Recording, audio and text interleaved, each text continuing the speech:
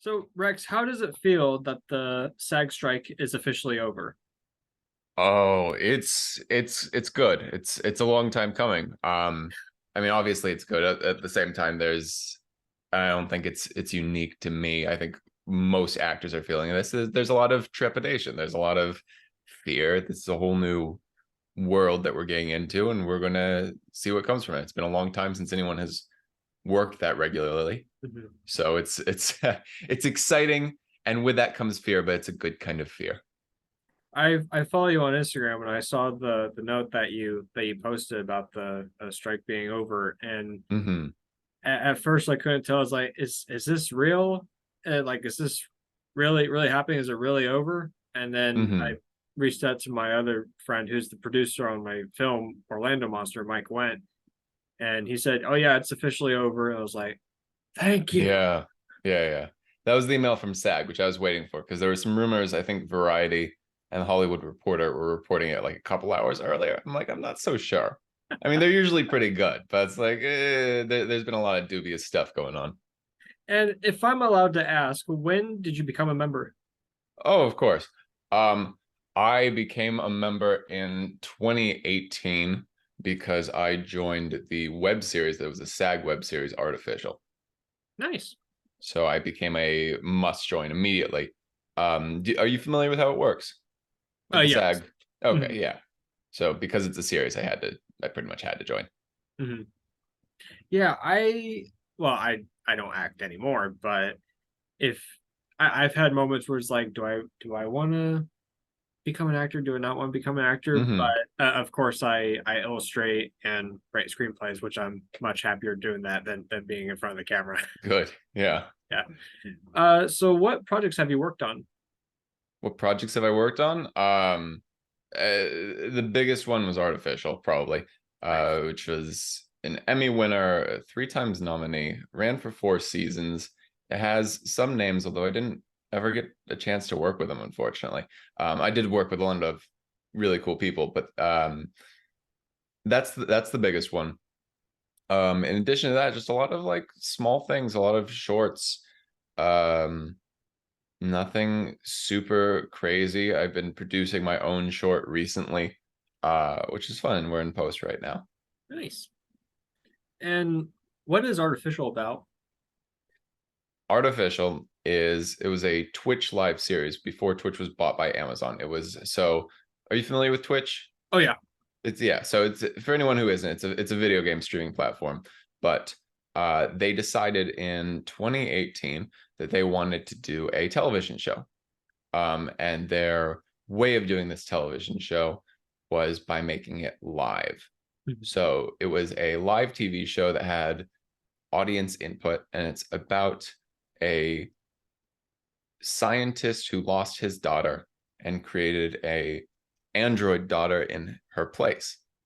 And then I played the boy next door, the best friend of the robot, um, who is kind of like a guinea pig in getting to know her.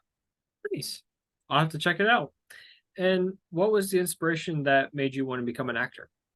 To become an actor, oh, it's a it's a community thing. I did theater pretty late. I started acting pretty late. My senior year of high school. Actually, let me take a look back a little bit. I had a friend in my junior year who was the head of a theater company. She was a student-run theater company, and she was always looking for volunteers. So I was like, sure, I can help you out. Um, and so I did crew on The Wizard of Oz, and I was doing crew. I was backstage, and I was watching these actors, and acting had always felt like this kind of impossible thing. Um, but there I was doing crew for other people acting. And I'm like, you know what?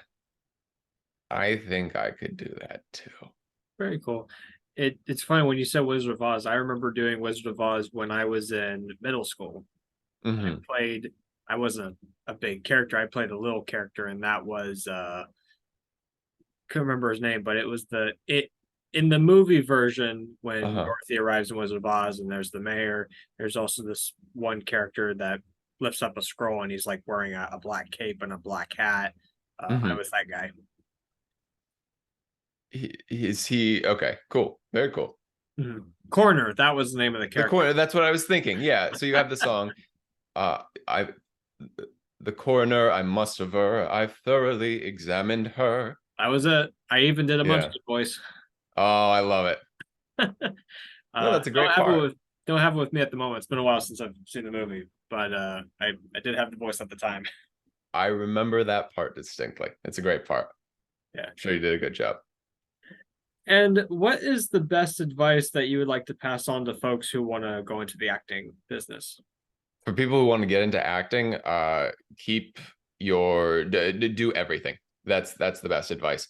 The people I know who work the most are non-union, but in addition to that, they do everything. There's a guy I know who works pretty much every day in the industry, and he'll DP, he'll gaff, he'll AC, he'll AD, he'll direct, and he works more as an actor because of that, because he's willing to do all these other things. He is constantly on set and meeting people and constantly getting referrals to acting work. And he's just, that's the way to do it. So if you really want to be an actor, learn as many other skills in the industry as you can too, and just make yourself useful. I mean, there's so many people who want to make things. And if you can be a proponent in getting things made, you are a huge asset and people will hire you to act more.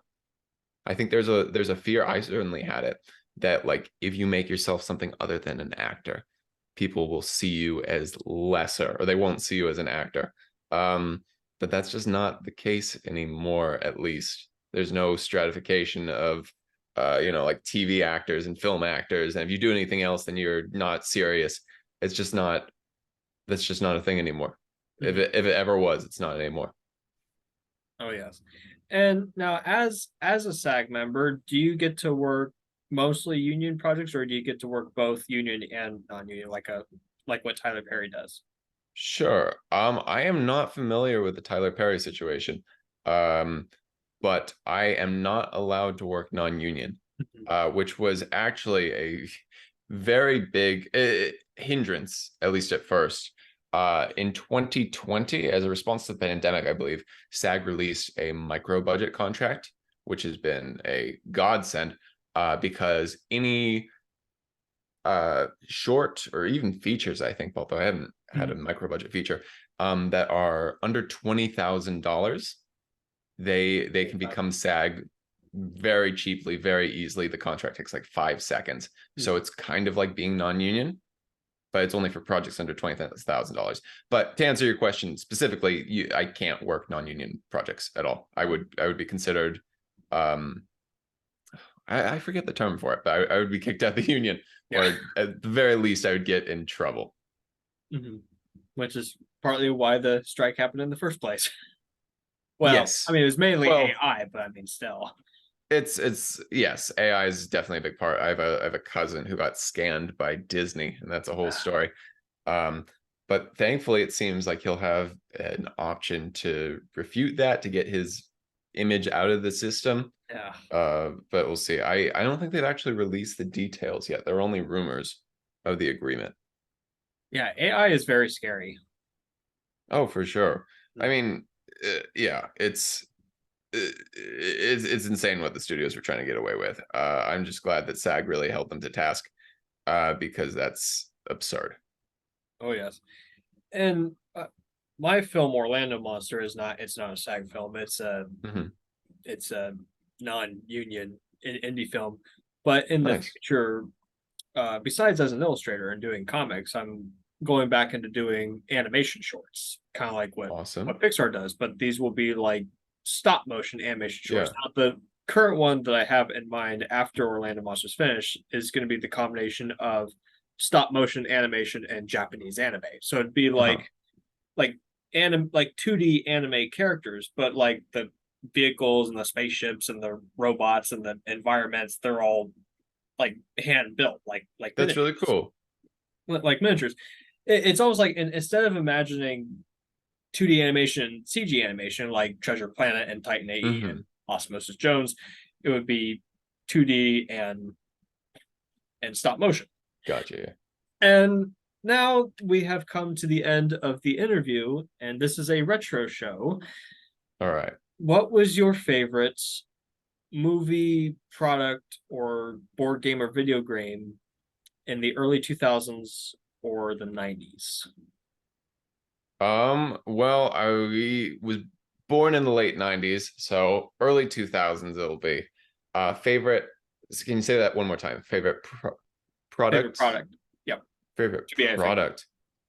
Um, mm, I remember being so excited when eBay came out and I ordered, my dad bought for me Pokemon Red. And I remember just like watching the tracker as it came and being very excited about that. So I'll go with Pokemon Red, which I think is yeah, Pokemon Red. Now, Pokemon Red, was that the is that the Pokemon ball that has like a video game inside of it? No, there was no ball. It was just it was a Game Boy Advanced. My brother had given me, or maybe my parents got it for me, a Game Boy, not Advanced, excuse me, a Game Boy Color. I still have it back at where I grew up.